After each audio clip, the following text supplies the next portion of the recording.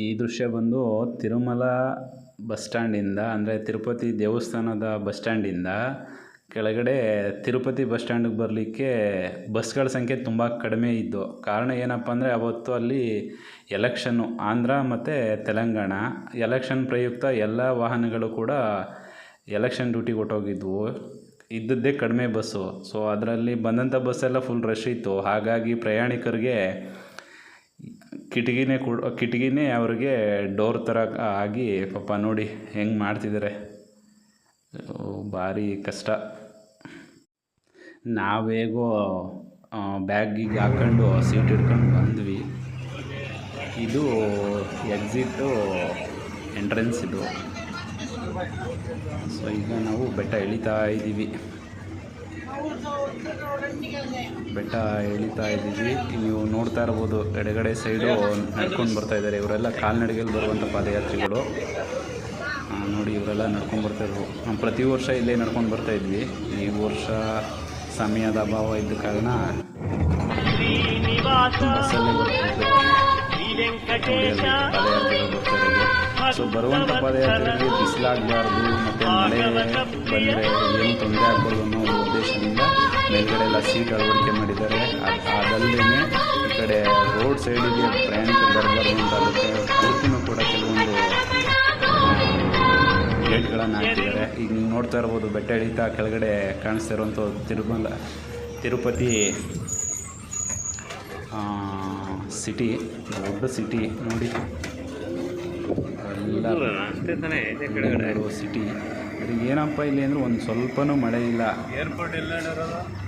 ನಾವು ಕಾಲಲ್ಲಿ ಹೋಗ್ಬಿಟ್ಟು ಒಂದು 2 ನಿಮಿಷ ನಿಲ್ಲಕ್ಕಾಯ್ತಿರಲಿಲ್ಲ. ನಿಮಿಷ ಇರಲಿ ಸೆಕೆಂಡ್ ಕೂಡ ನಿಲ್ಲಕ್ಕಾಯ್ತಿರಲಿಲ್ಲ.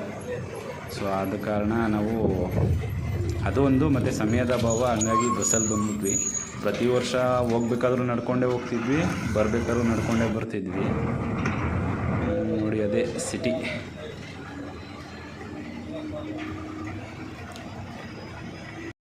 ಇಲ್ಲಿ ತಿರುಮಲ ದೇವಸ್ಥಾನಕ್ಕೆ ಹೋಗಬೇಕಾದ್ರೆ ಹೋಗೋದಕ್ಕೆ ಒಂದು ರಸ್ತೆ ಮತ್ತು ಬರೋದಕ್ಕೆ ಒಂದು ದಾರಿ ಇದೆ. ಯಾಕೆ ಅಂತಂದರೆ ಅಪಘಾತಗಳು ಸಂಭವಿಸ್ತವೆ ಅನ್ನೋ ಒಂದು ಹಿನ್ನೆಲೆಯಲ್ಲಿ ನಾವು ಬೆಟ್ಟ ಹತ್ತಬೇಕಾದ್ರೇ ಒಂದು ರೂಟ್ ಇದೆ ಮತ್ತು ಬೆಟ್ಟ ಇಳಿಬೇಕಾದ್ರೇ ಒಂದು ರೂಟ್ ಇದೆ.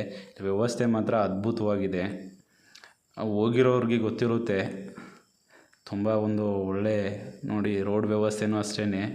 ಅದಕ್ಕೆ ತಡೆಗೋಡೆ ಇರ್ಬೋದು, ಮತ್ತೊಂದಿರ್ಬೋದು, ಎಲ್ಲ ವ್ಯವಸ್ಥೆನೂ ತುಂಬ ಚೆನ್ನಾಗಿ ಅಚ್ಚುಕಟ್ಟಾಗಿದೆ.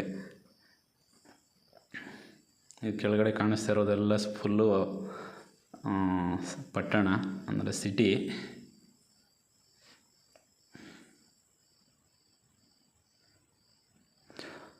ತಡೆಗೋಡೆ ಇರ್ಬೋದು, ಮತ್ತೊಂದಿರ್ಬೋದು, ತುಂಬ ಅದ್ಭುತವಾಗಿದೆ ನೋಡಿ. ಅಲ್ಲೆಲ್ಲ ಕಾಣಿಸ್ತಿದೆ, ಅದೆಲ್ಲ ರೋಡು.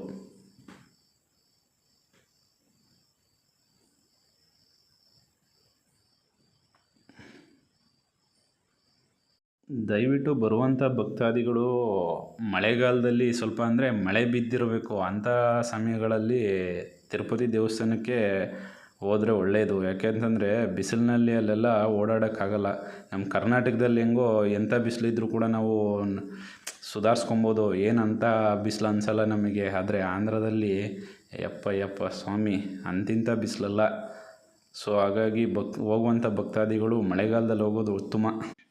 ಇಲ್ಲಿ ಬಿಸಿಲಿನ ತಾಪ ಎಷ್ಟಿತ್ತು ಗೊತ್ತಾ? ನಾವು ಹೋಗಿದ್ದ ದಿನ 47 ಡಿಗ್ರಿ ಸೆಲ್ಸಿಯಸ್ ಇದ್ದಿದ್ದು. ನಾವು 1-2 ಸೆಕೆಂಡ್ ಕೂಡ ಕಾಲಿಡೋಕ್ಕಾಯ್ತಿರಲಿಲ್ಲ ಕೆಳಗಡೆ, ಅಷ್ಟು ಬಿಸಿಲು. ಸೊ ಹಾಗಾಗಿ ಎಲ್ಲೋದ್ರೂ ಟ್ಯಾಕ್ಸಿನಲ್ಲೇ ಹೋಗ್ತಿದ್ವಿ, ಟ್ಯಾಕ್ಸಿನಲ್ಲೇ ಬರ್ತಿದ್ವಿ. ಮತ್ತು ಇಲ್ಲಿ ಇನ್ನೊಂದು ಏನಪ್ಪ ಅಂದರೆ ಎಲ್ಲೋದ್ರೂ ದುಡ್ಡು. ದುಡ್ಡಿಲ್ಲ ಅಂದರೆ ನಾವು ತಿರುಪತಿ ದರ್ಶನನೇ ಮಾಡೋಕ್ಕಾಗಲ್ಲ.